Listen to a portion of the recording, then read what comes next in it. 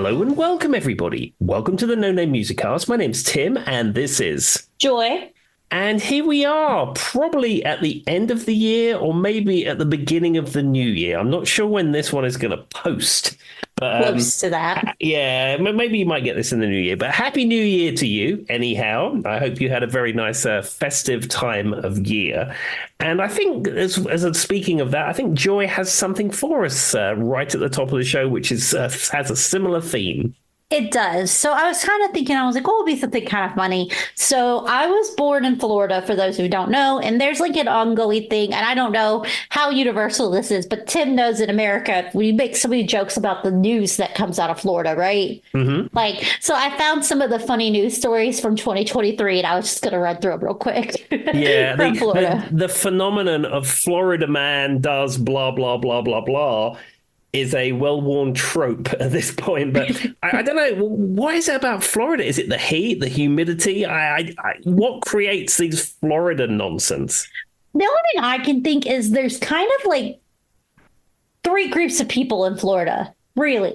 So I'm from the coast. I'm up from the Gulf Coast, so I'm more close to like Alabama, Mississippi, that kind of area. Mm-hmm. That's more known as like that's where I was born at. I mean, I only lived there, so I was like 4 years old, but we visited every summer when I was a kid, give or take a few summers. We visited a lot.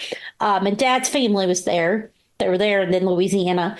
And so you've got your people there that are more like Southerners. And then you've got a population of like, they call them like sun something, basically vacationers who are elderly vacationer people. And then you have more of like your Miami kind of hip people. So I think it's just this weird combination of people in one state. It's like three states in one state. Yeah, and it just seems every facet of life, whether it be, I don't know, politics or whatever, it doesn't matter. There's a lot of wackiness that goes on down there, even to the point I know that if you're in the state of Florida, you don't have to have your car inspected. It's true. Yep. And I'm pretty sure you only have to have license plates on the back. Yeah, I don't think they have a front license plate. I'm a big fan of that because, of course, Kit never had a front license plate. Well, I mean, I'm not suggesting anyone move to Florida, but do what you want. So we're going to start with, I'm going to try to keep these obviously lighthearted, everybody. So there are some more serious ones, but we're not going there. This one cracked me up because Tim is part of somebody who has to send out emergency alerts. And we just had a whole big joke about me at work and a typo. I guess at 4:45 by accident, Florida sent out an emergency alert on April 20th.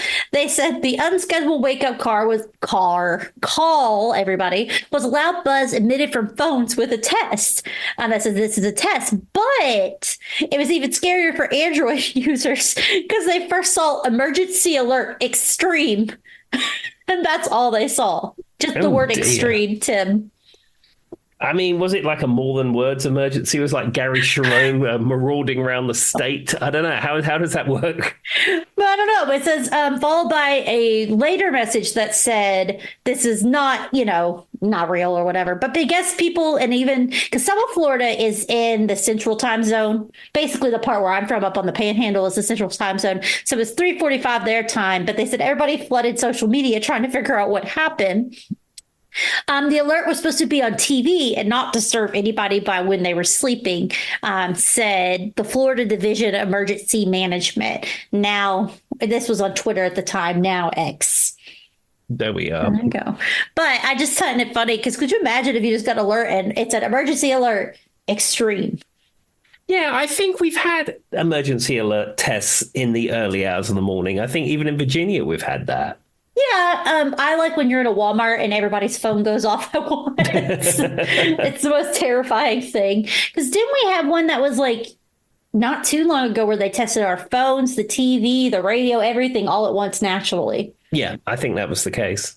Well, going on to a completely separate thing, there is a Florida mollusk, like a clam, is believed to be 214 years old.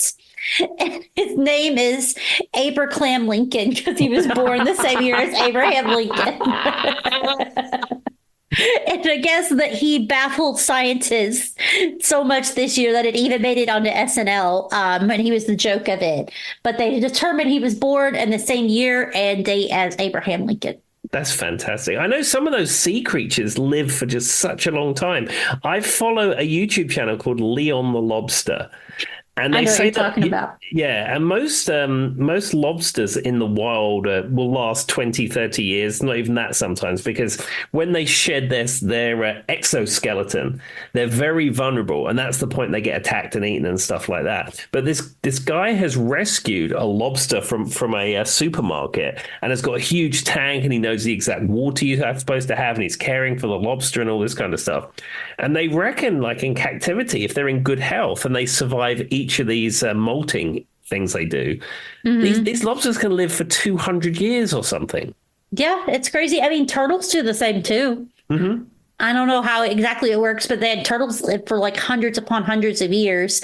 Well, keeping with the, I guess we can say animals thing, I guess the largest python in the world was discovered in Florida this year. Hold on, let me scroll back. I was reading through that and I lost my place, everybody.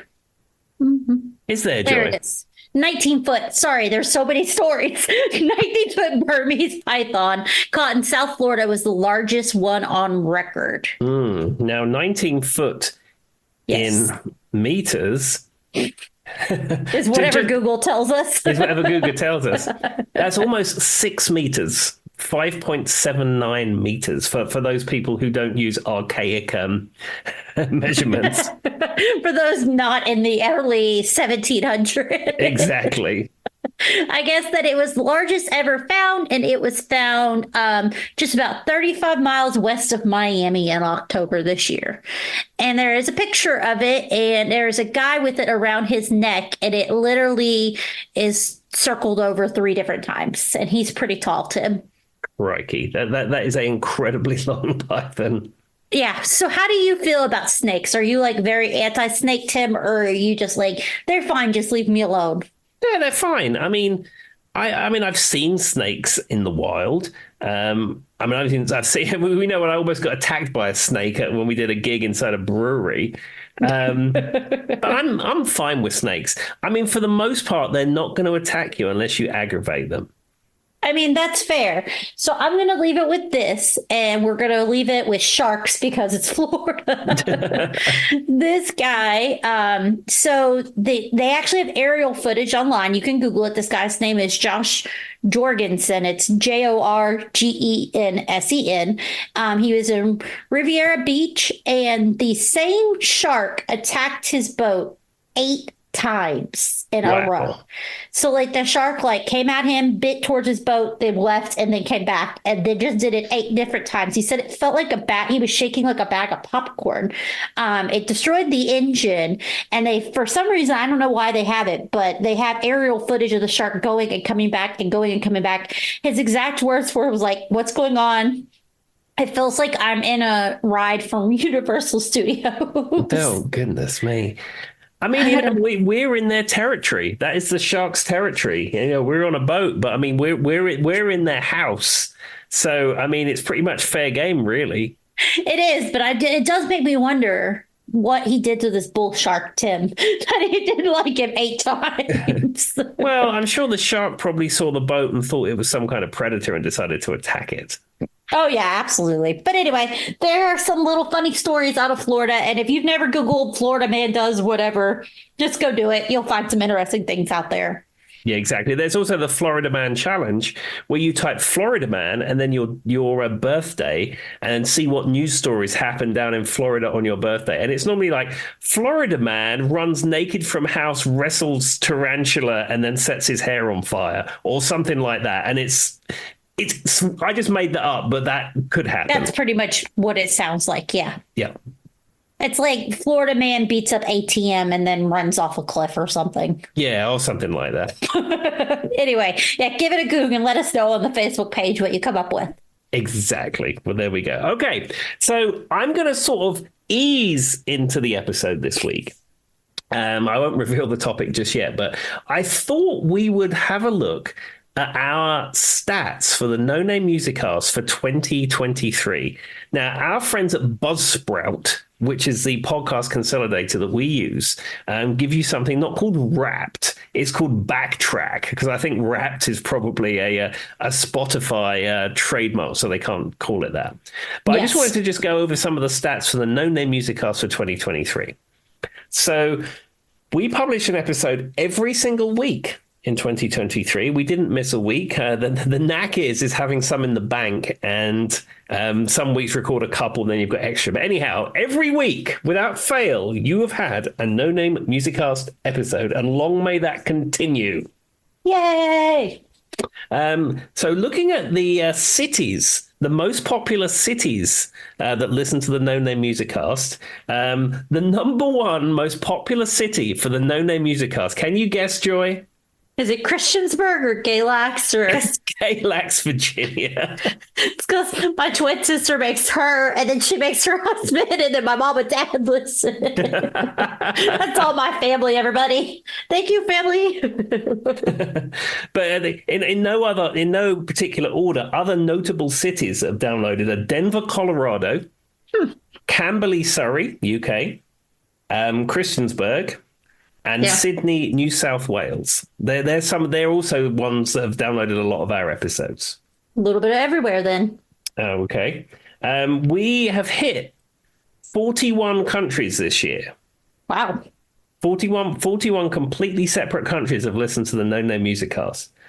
And the top country that listens to the No Name Musicast is the United States, followed by the United Kingdom, followed by Australia, followed by Germany, and followed by South Africa.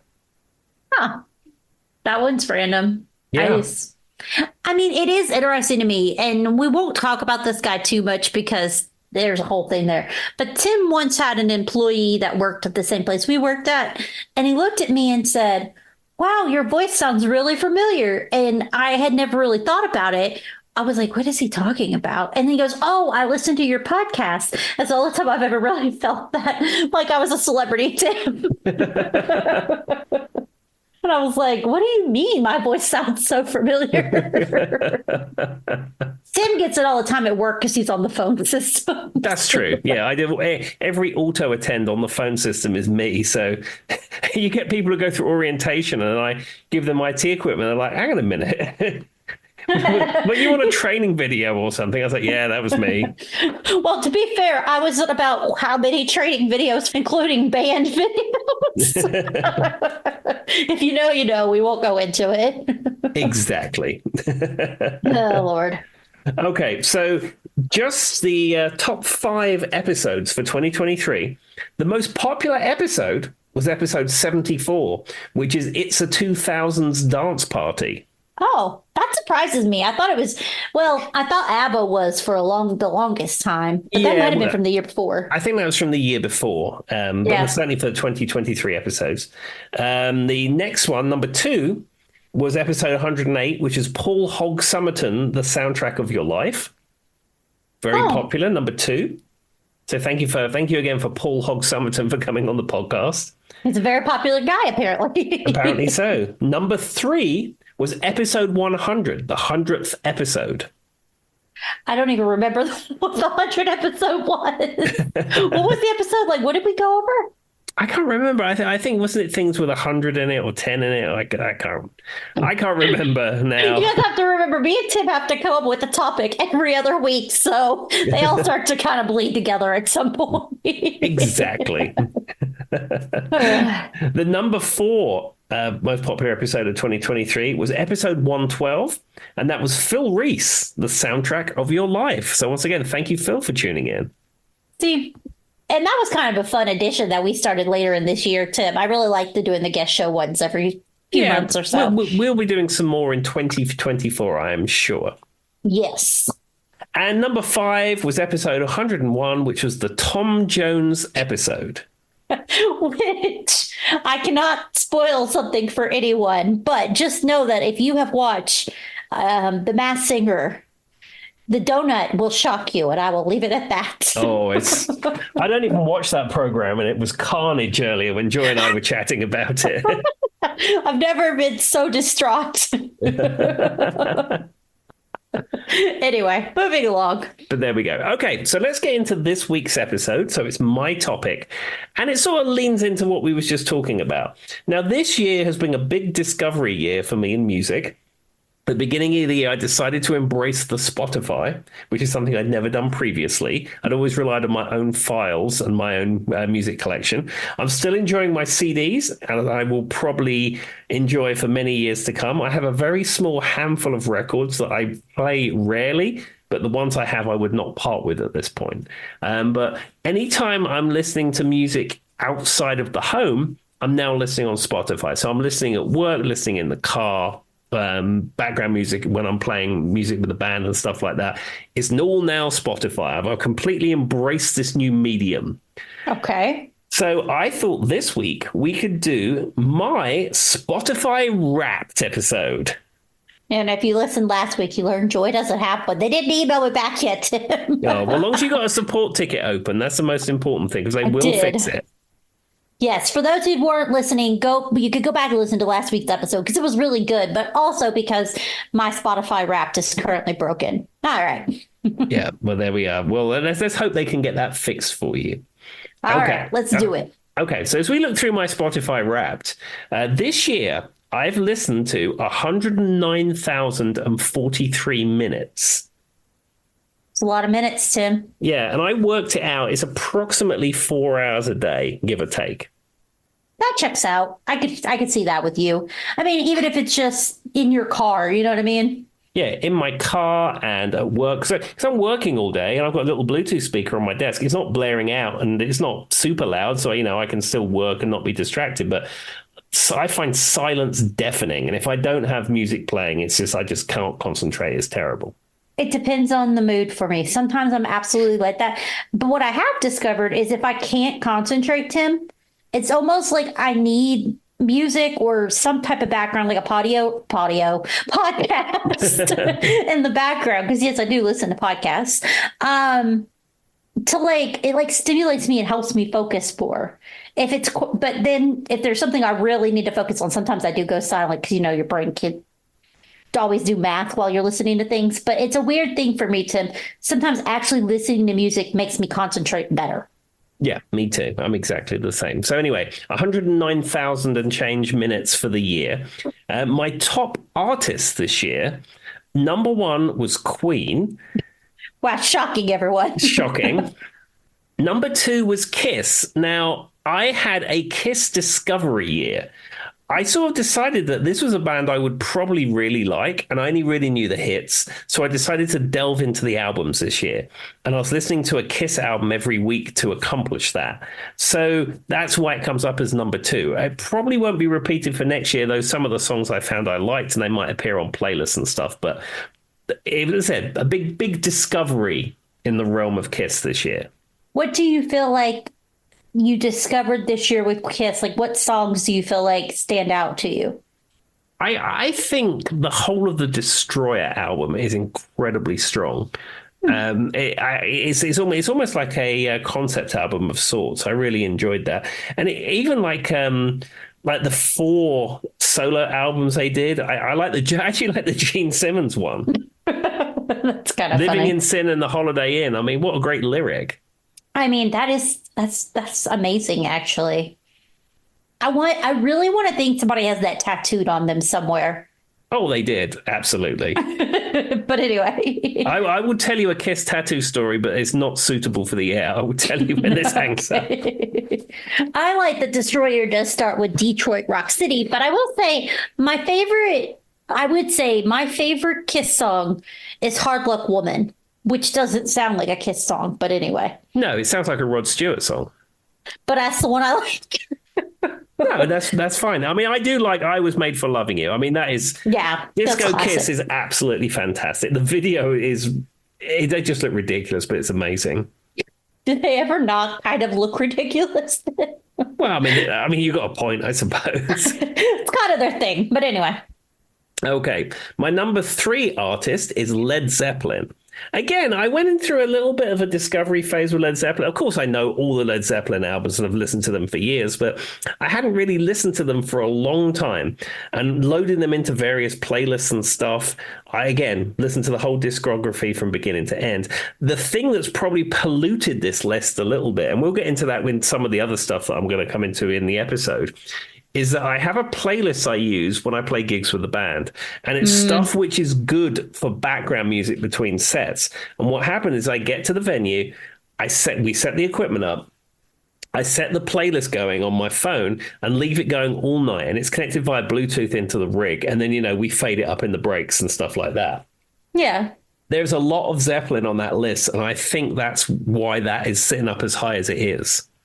Yeah, I could see a whole lot of love being on repeat for that kind of situation. Absolutely. Okay, number 4. This is the mighty Van Halen. That one doesn't surprise me at all. Yeah, a band that I love. I mean, I'm Team Sammy rather than Team Dave. I like the Van Hagar Agreed. stuff. I recently got the box set that came out, and I don't know. I just love Van Halen. I mean, my main guitar I play is based on a Music Man Van Halen guitar, which is a Music Man Axis actually, but it's essentially the same instrument. And I don't know, that is music that I very much love, and it's very important to me. Thoroughly enjoy. Absolutely. And number 5 on this list of my top artists is the Beatles. Now, I found that very surprising. I didn't remember listening to a lot of Beatles this year, but I suppose I must have. I mean, the other thing that could be saturating is you could have listened to some of the songs in preparation for episodes of the No Name Music Cast. I mean, that's So it's true. possible. That is very true. But I mean, the stats do not lie. That's true. I mean, it's a pretty good year, though. And of course, the Beatles are worthy to be up there. But you're right. I mean, I love the Beatles as much as anybody, but I mean, I don't know that I listen to them regularly as some other artists, if that makes sense. No, and that's why I found that surprising. I really did find it surprising, but there you go. I found the Led Zeppelin surprising until you explained about the band, and then that made sense. Yeah, I think the next year will be a lot more organic, because this was like a discovery year of deciding how I was going to use Spotify, how I was going to load new music into it, what new music I was going to add to it. But now I've got it established for a year or so. A lot of the playlists are built. The big library is there. I think next year's Wrapped will be the one that will be the most revealing. Well, there we go. We look forward to it for another year. There we are. Okay. So just going through these Wrapped stats, I played 12,991 songs in 2023. It's a lot of songs. Yeah. And of that, I listened to 2007 different artists. It's kind of mind-boggling to feel like, I mean, I know me and Tim, and I can even think Tim can agree with you being on the podcast. We've learned even more music knowledge than we had before we started doing this. I know we probably have more than the average person, but it's kind of weird to think that 2017 artists. Or 2007 artists. Oh, 2007. Oh, yeah, the 10 really makes the difference. I tell you, that'll be the deal breaker. But yeah, that surprised me too. 2007 different artists. But I mean, it could be that maybe you didn't know them before this year. You clicked from one song. I have a thing where I click on one song and end up on somebody else. You know what I'm saying? Yeah. So some of that could be that, but I don't know. I tend to listen to songs from top to tail, so that's true. I don't know. Very interesting. There we are. Also, in my Spotify discovery year, I've started transferring my podcasts into Spotify. Previously, I was using Apple Podcasts, and the podcast client on the iPhone was until recently terrible, in so much as it never really did the queue properly of things to listen to, and it was all weird. They shut down the Google one. Yeah, because they've migrated it into YouTube Music. It's all in one place now. But yeah, Apple have actually recently fixed it on iPhone, and it's much better than it was. But I decided if I'm going to Spotify, I'm going all in. If I'm paying $11 a month for this, I'm going all in. You're getting that full $11 worth. Yeah, so I haven't transferred them all in yet, but I've transferred a good bulk of them in. And I spent 15,707 minutes with podcasts. Jesus. I don't know. Like, I feel like mine would be pretty high too. Because sometimes, I mean, I love music, but sometimes I'm really in the mood for podcasts. Yeah. I mean, every morning when I wake up, I listen to a podcast When I for wake up. about an hour or so, just as like pottering around, getting ready for my morning, waking up and stuff. The first thing that happens is the podcast goes on, and I have like a list of ones that I like, and Spotify creates a playlist of the latest episodes, and I flip between them and what have you. But I do like my podcast. So in reverse order, my top five podcasts. Number five, unsurprisingly, 80s Wrestling the podcast. Course. I know there's a podcast about everything, but Yeah, I would like to just mention to our friends at 80s Wrestling, the podcast, your content is fabulous. I love your content. It's great. However, what you put on the podcast thing sounds terrible. It sounds like someone has an AM radio and has stuck a microphone beside it. It is they're doing it on awful. purpose to give you the 80s effect. I mean, it could be. I think it's like an online phone-in show that they do, but like cap your stream at better quality. Sometimes you're in the car and you're like, what did they say? But it's like the content is so good, for me at least. It draws Yeah. me in to listen to it. But I said the quality is poor. Yeah, if any of them listen, first of all, we'd love to have you on our show, Yeah. and we could maybe help you figure out your microphone situation. Yeah, And exactly. then we could do like a segue on your show one day. Yeah, especially, I pride myself on the audio quality of these episodes. I work really hard at using compression and EQ, and I like to balance the voices out. And when we have guest episodes, I do a lot of editing so it flows nicely. And then yeah, we're like a little small independent podcast, and I don't know how many listens they get, but it's probably far more than we do. But it just sounds terrible. And I mean, to Tim's credit, I am naturally a very loud person, so he has to EQ me down a little bit, but he does a very good job. I've even heard it since we started, like on the first few episodes. You got better at it over time, and we kind of learned. I learned a little bit of a kind of how to balance my voice a little better.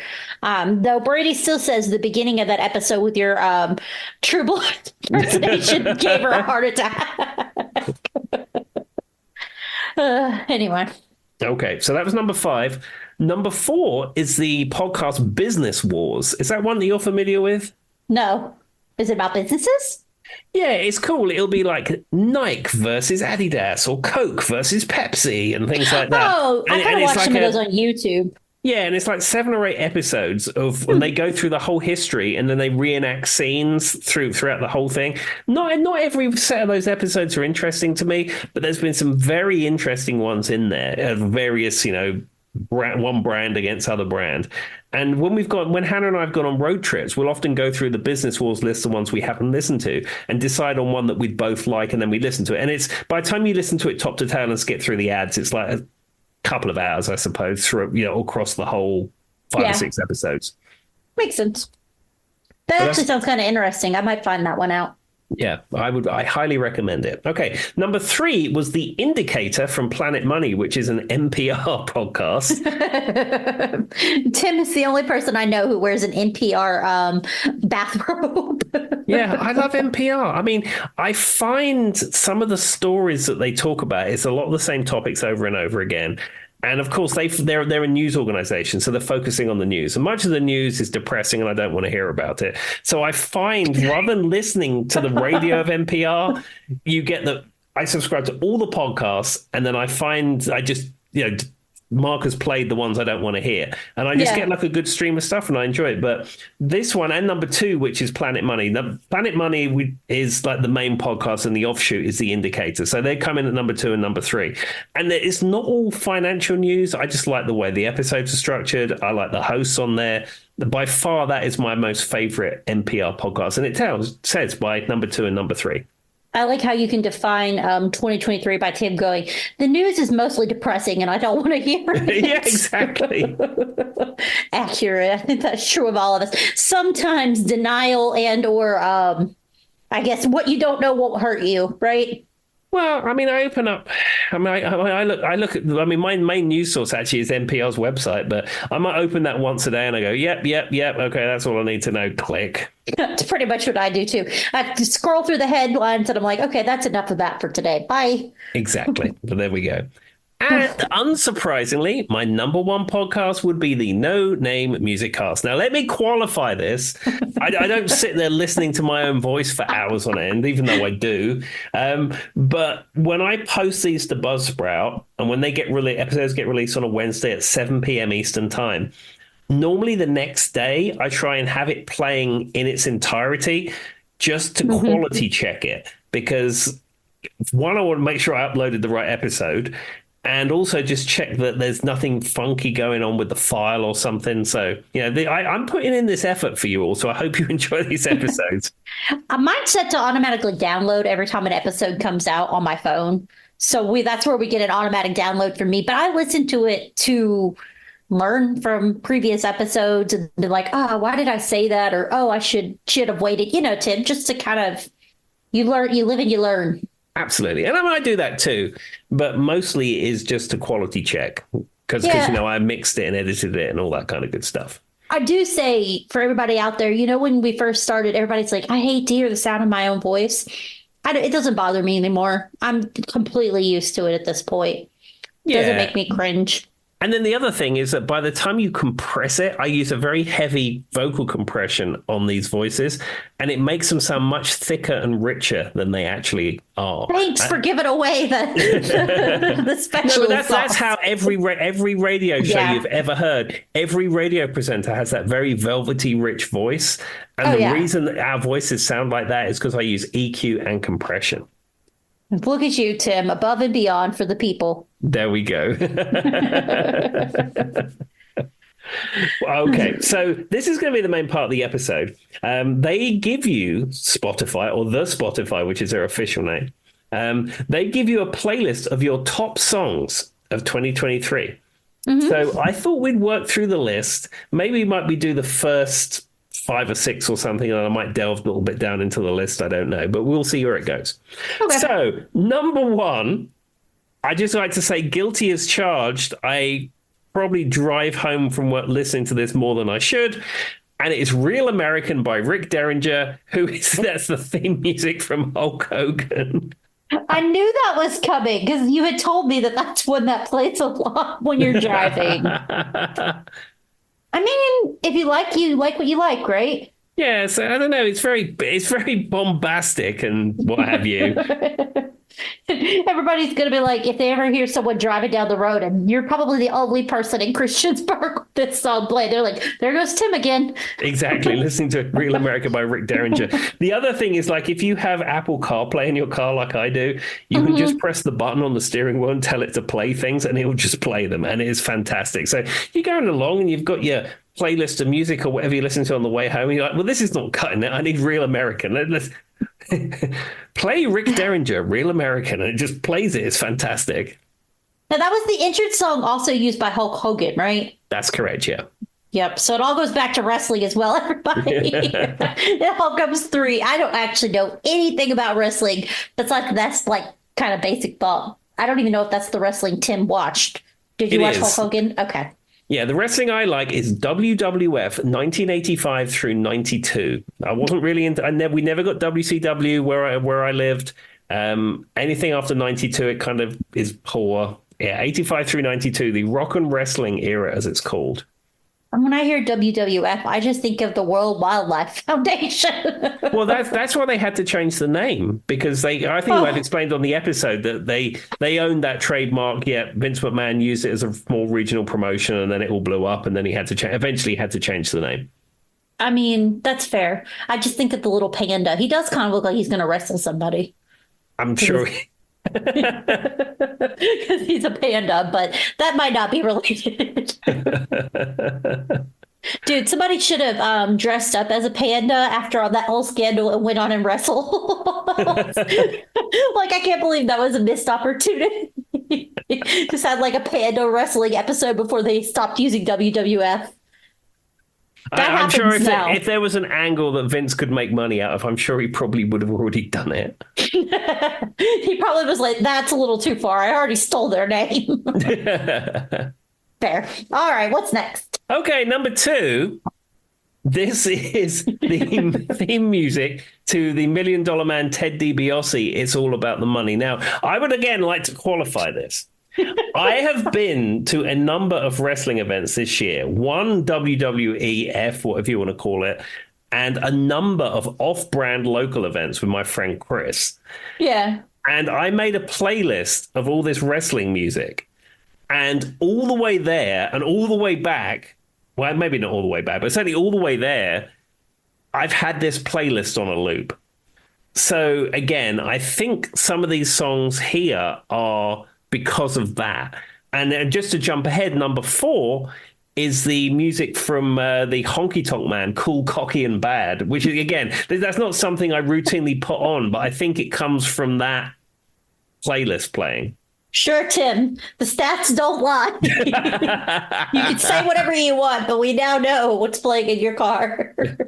Guilty as charged. That's hilarious. All right, what's the next one? Okay, let's go to number three. So this is Led Zeppelin, Trampled Underfoot, which is actually a fantastic song. Is this one on your list for when you're playing with the band? It is, but I mean, this is from Physical Graffiti, which probably is my favorite Led Zeppelin album. And this is something I would put on just because, not necessarily because it's on that band list. I mean, that's fair. It's one of those songs that I actually can listen to from Led Zeppelin because it's not mass produced everywhere. It's every time you turn your eyes. Yeah, I mean, there's a rich tradition in the United States where at 7 p.m. you get the Lead Out on rock radio, and they play two or three Led Zeppelin songs, and it's always the songs from Led Zeppelin 4. I mean, they may play Trampled Underfoot, I don't know, but it's not one of those ones that they've completely burnt out. I mean, it's usually Immigrant Song, Whole Lot of Love, and that song me and Tim don't talk about. Exactly. That's pretty much it. That's all I've ever heard on it. But it is kind of funny. Tim has found it very interesting how popular Led Zeppelin is in America versus in the UK. Oh, we've talked about it many times, and he thinks it's so weird. Led Zeppelin is ingrained in US culture, completely ingrained in US culture. But I don't think that's the case in the United Kingdom. Even the fact that they're all British people, and people probably like Led Zeppelin, but I don't think it has the same cultural cachet that it does here. Oh, and to some credit, they even like the band members' names: Jimmy Page, John Paul Jones. Like they all sound very British. They really do. And I know that sounds weird, but from an American, they sound like British names, Tim. Yeah, and they are. And Jimmy Page comes from the London borough of Hounslow. He was born in Heston. You guys could have been best friends. Well, I mean, he's a little bit older than me, but I mean... Just a tiny bit. Tim, you're not supposed to let them know. Remember, you're 107. I mean, well, and then you've got, like, it's just interesting. So were the Yardbirds popular, like, in the UK? Because aren't Led Zeppelin a spinoff of the Yardbirds? Yeah, back in the 60s they were. Because, I mean, what, Led Zeppelin started late 60s? Yeah, basically. Interesting. It is interesting to me because, like, if you had asked me, Tim, like when I was a younger child or maybe not as, like, ingrained into, like, music culture that I am now, like, think, like, when I was, like, 13, if you had asked me about Led Zeppelin, I would have assumed they were, like, a Southern rock band with the way they're so big in Southern culture in America. Mm-hmm. Like, you would think it would have been with your Lynyrd Skynyrd's or something. Yeah, you would think that. I mean, but I would say they didn't invent heavy metal, but they pioneered heavy rock. I mean, Black Sabbath invented heavy metal, but they probably pioneered heavy rock, classic rock. And they kind of played around with it in the sense that they I don't want to say bluesy, but they were a little bit more experimental, I guess, in certain ways. Mm-hmm. So I would say that probably contributes to it, but I don't know why. It's generally interesting to me because you're right. Led Zeppelin, in my mind, even though I know they're from England, is very ingrained in American culture. Yes, 100%. I mean, I'm sure we could write a paper about it. There's somebody out there who did a dissertation at some point. You know that exists somewhere. It really does. That would be an interesting topic. But anyway, what's the next song? Okay, well, let's go in at number 5. Let's just do the top 5 and we'll cherry pick from there. Number 5 is Panama from the album 1984. And of course, that is Van Halen. That doesn't surprise me, though I still can't hear it without thinking of that Family Guy episode where they jumped the mountain in Panama's place. There's like something, there's like an ongoing joke in that episode, and every time Panama plays, like Peter like speeds off a cliff and jumps it, and it's a whole thing. There Doesn't we mean are. Panama makes you do that, Tim, obviously. Of course. The other thing that's funny is that no Van Hagar made its way into the top 10. Huh. That is kind of surprising, actually. But yeah, Panama being a Van Halen track did. Very, very strange. But as you say, the statistics do not lie. But now I have Panama stuck in my head. My brain just keeps going, Panama. Well, let me try and cleanse that for you. So coming in at number 8, we have Paul McCartney and Wings and Band on the Run. My favorite. Like probably if I were to have a wrapped, darn people at Spotify, if I were to have a wrapped, this one would be on there. I love, love, love this song. And I Yeah. know it's probably the most cliche Wings song, but I just, everything about it is good. Yeah, and I recently purchased the two CD set of Band on the Run. I used to have that in my original collection, and I hadn't had it up till, a week ago when I got it.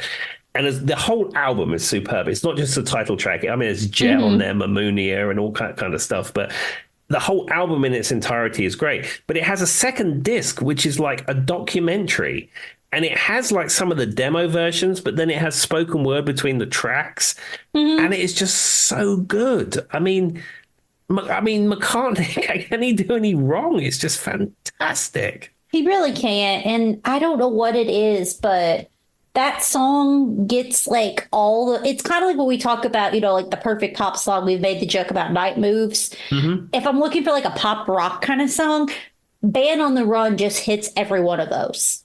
Oh, fantastic! And then I just finished listening to Dave Grohl's autobiography, and he talks about the time he performed Band on the Run, with Paul McCartney's band at the White House, performing it for the president and Paul McCartney. That would be so nerve-wracking. Yeah, so like he said when he went along to the rehearsal, he thought that Paul would be on stage. He sings a verse, Paul sings a verse, that the standard thing. And they're like, no, that this is being set up differently. Paul is going to be with President Obama in the audience. Paul's band's going to be on stage, and you're going to be fronting the band. And he's like, okay. That's so weird. Well, Paul McCartney was from what I understand, he was a big contributor and like supporter of Obama's campaign. We're not going to get into politics, so it makes sense maybe why he was out there with him. Yeah. And That's also, so cool. and also in Dave Grohl's book, he tells maybe 5 or 6 separate stories about how he's friends with Paul McCartney. I mean, I would be sure to put that in there quite a bit too, Tim.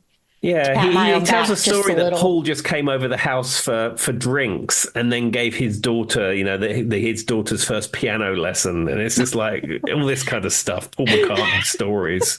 I mean, I can't blame him. If I'm writing my own story, Tim, I'm not living out the Paul McCartney bits. I'm going to make sure they're all in there heavily saturated. Let's be honest. But yeah, no, I absolutely love this song. The artwork from the album is like iconic in my brain.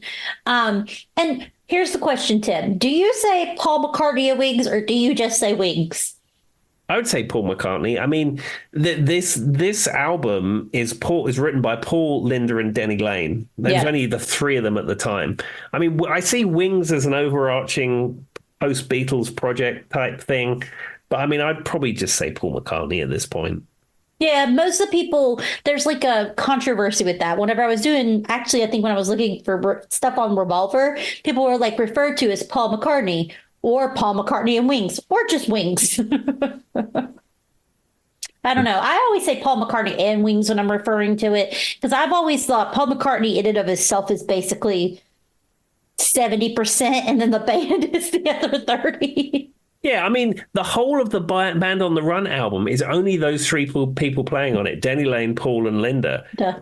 And the bulk of the instruments are played by Paul. Paul plays drums on Band on the Run and plays all the keyboards on it as well. I don't know if you knew that, and the bass and I the guitar. did. He's one of those people that I love to say, like, you could like hand him any instrument and then come back an hour later and be like, oh, I figured out how to play this today. Well, of course, he's a genius. And you're like, where did you figure that out? Oh, my ear. Oh, okay. Well, thank you, Paul McCartney, for making sure that you reminded me that I can I'm not quite up to your standards. I don't know. It's like him. Prince is another example of one of those artists. We talked about Brian May can do anything. But there's just some artists, I swear you could hand them any instrument they've never seen or heard before and come back and they'd have wrote a song on it. 100%. I'm not one of those people. No, as I said, I'm good at collaborating, but not at writing things from scratch like he does. I'm telling you, it takes a different kind. But anyway, next song. Okay, so I'm going to jump down to number 12. And this is from my number one band that I listened to this year, which is, of course, Queen. This is a song from the game. And this was also, I think this was like the most played song or something. They gave me another stat, but I could only screen grab so much of the Wrapped when it came round. Yeah. And this is Dragon Attack.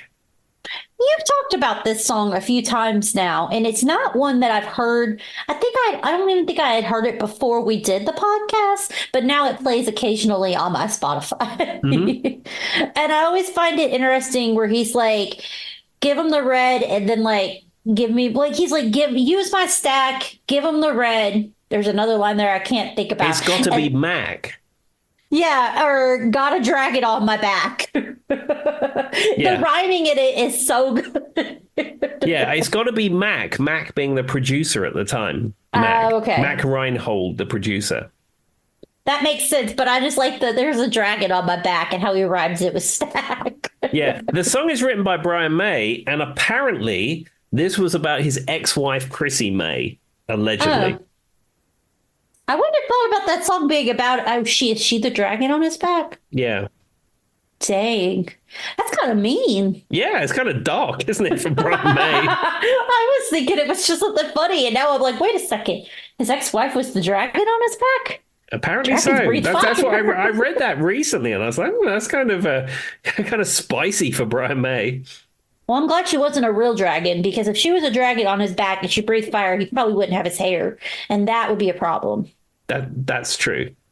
Jim's face is like, really, Joy? That's what Yes, that is. I don't want him to lose his hair. It's very iconic. But no, it's just kind of a cool song.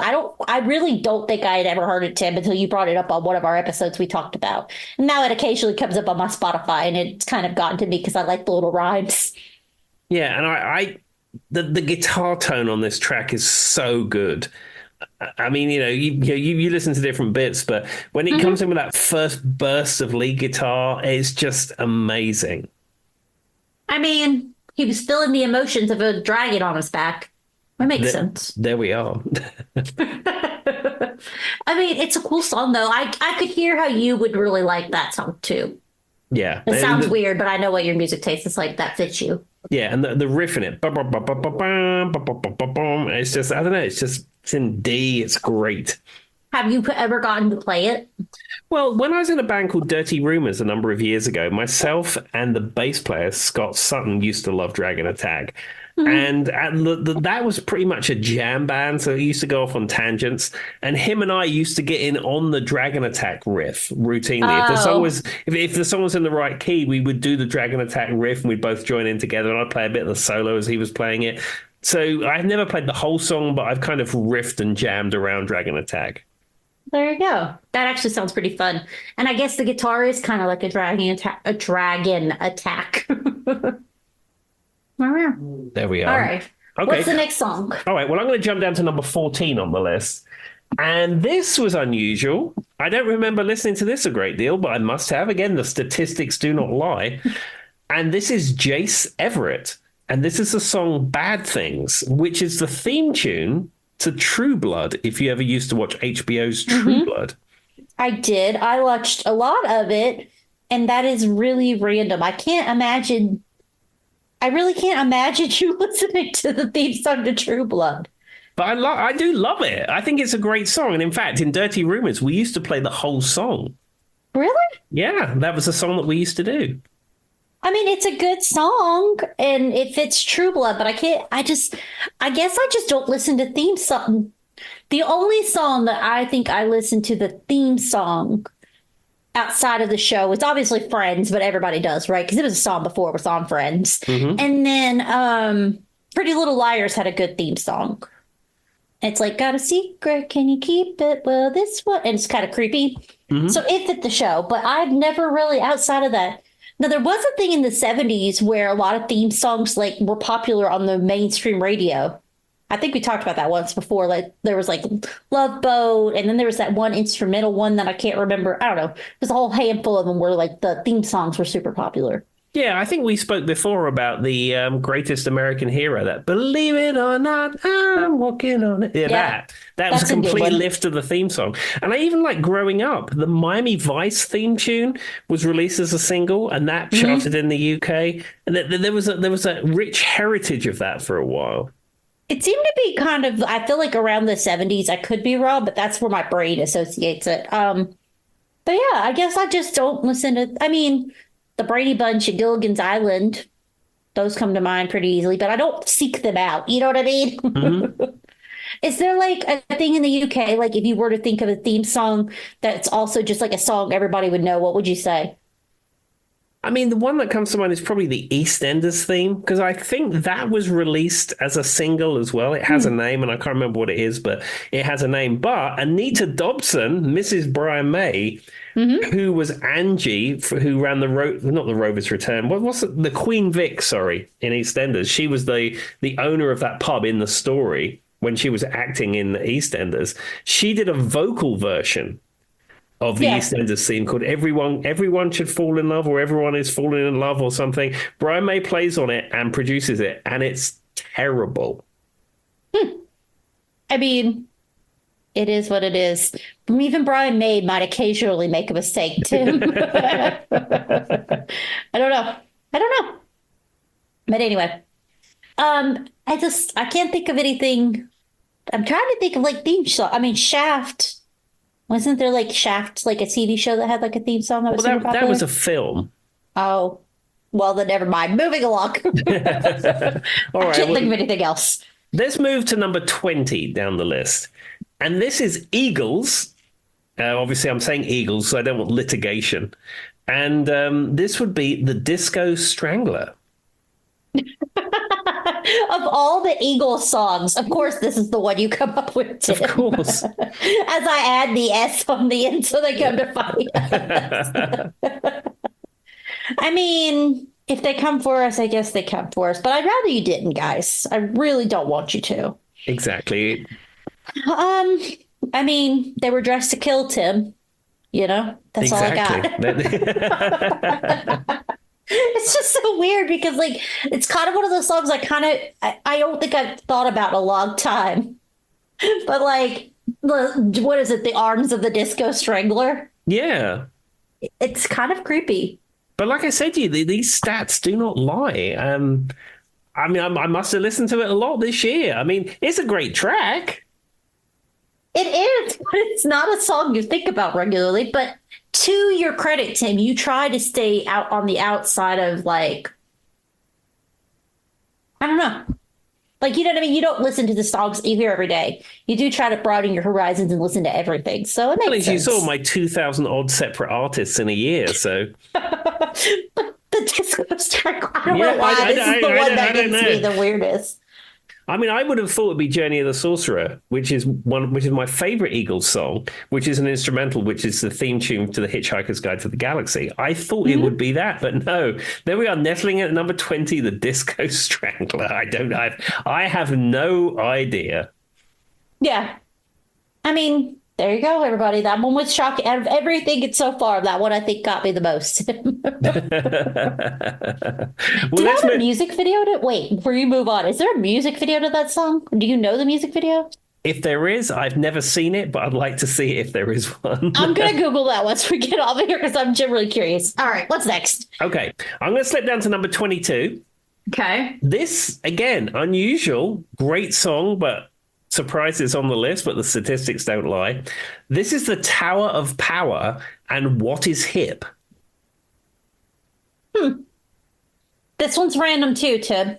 This one's kind of random. Do you listen to this song often, you feel?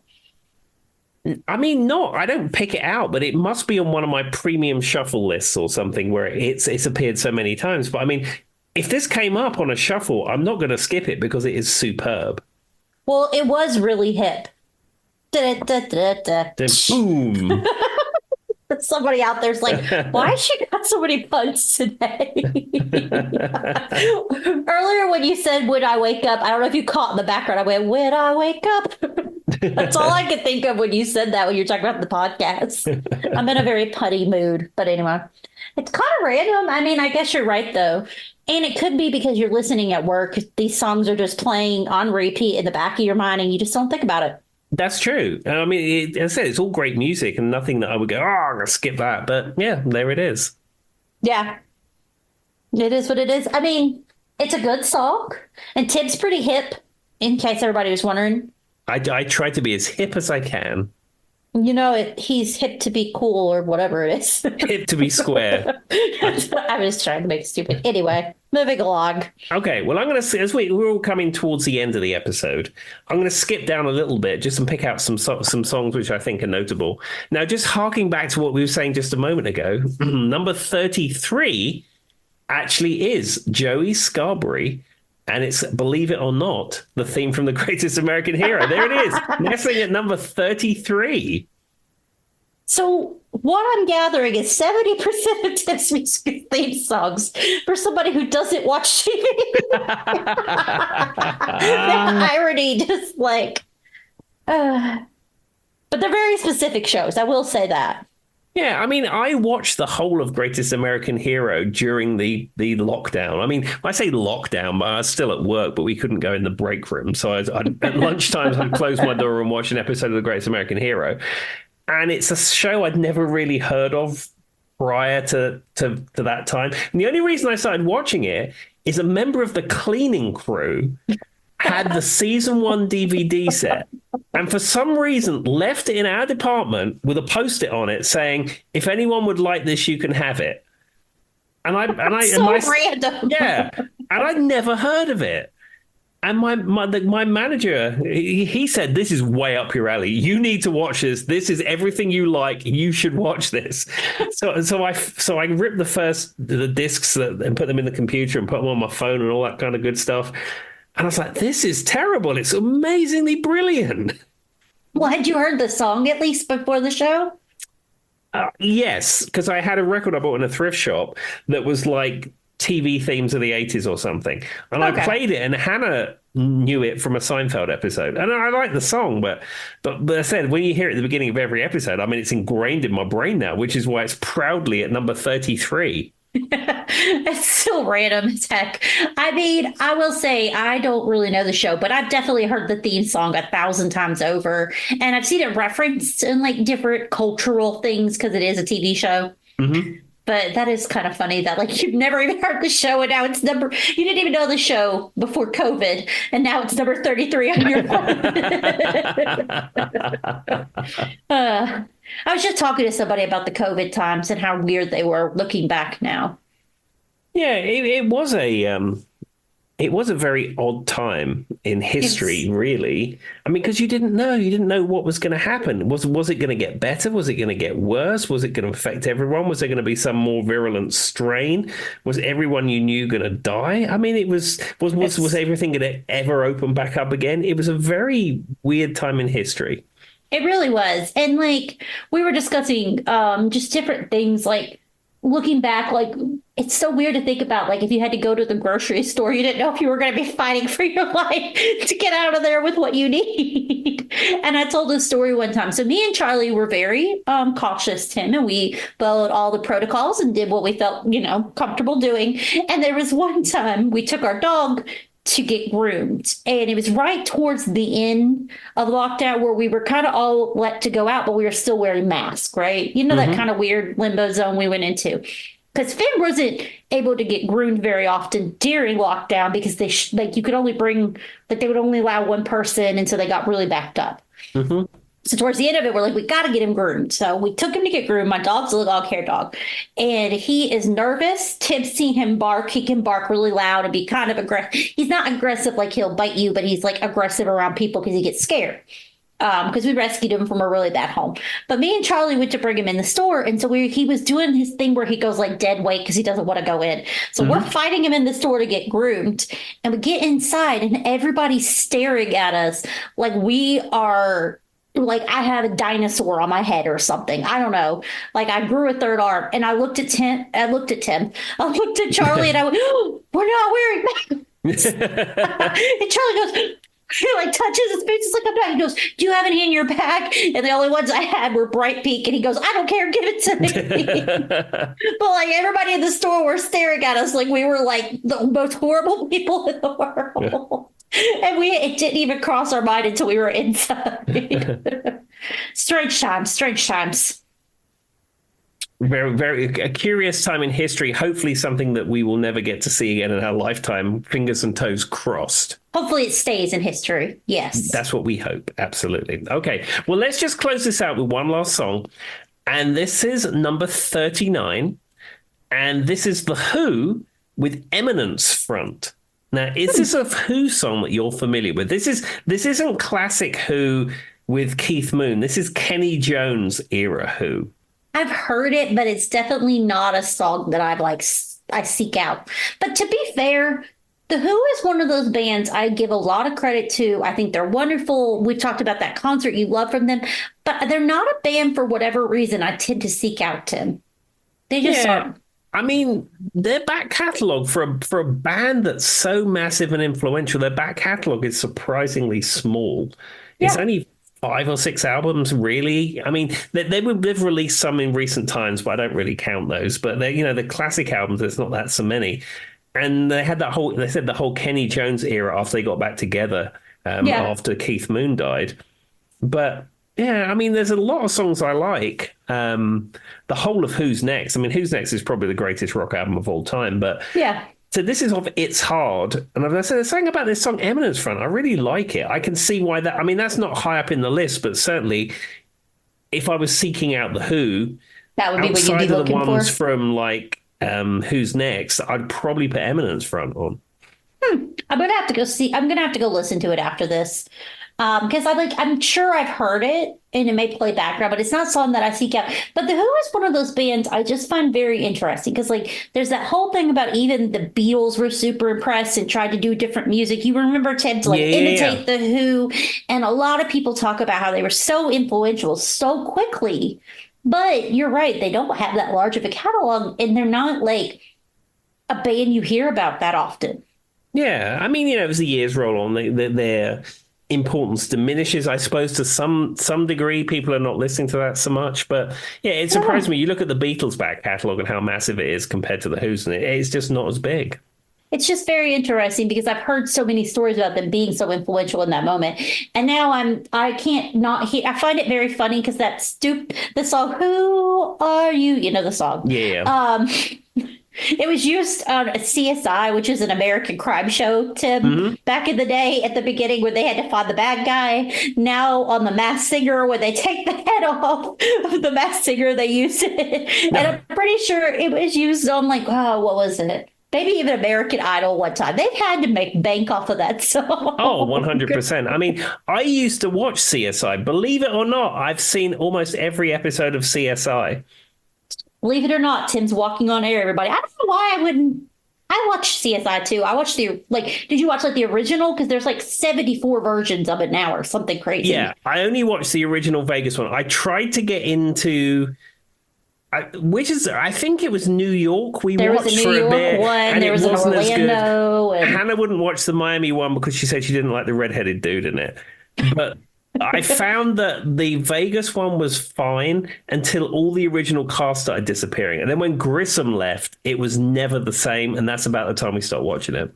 I feel like that's the same for me because my mom watched it pretty heavily in rotation when I was in high school. So it was always on. I'm very familiar. There's actually one episode that scarred me as a kid because there was one episode and I can't remember what it was about, but it was basically like a Jeffrey Dahmer episode that I was way too young to be watching and it scarred me as a kid and it stands in my brain forever. Yeah, that's some of the things they get into was very disturbing and dark for 8 p.m. on a weeknight.